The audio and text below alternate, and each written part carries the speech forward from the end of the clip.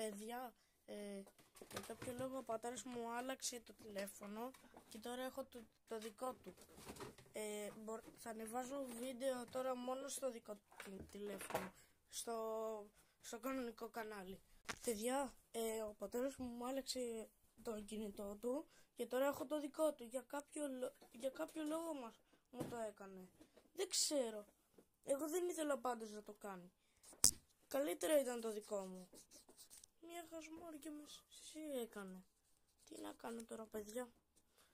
Αλλά είναι το καινούριο μου κανάλι αυτό εδώ. Καλό είναι. Εντάξει, αυτά που είναι τα πρώτα βίντεο είναι μια χασμάρα. Αυτά τα έχει κάνει ο πατέρας μου. Εντάξει, παιδιά. Γεια σας. Oh, μαμά. Oh, μαμά. Oh, μαμά. Are you serious?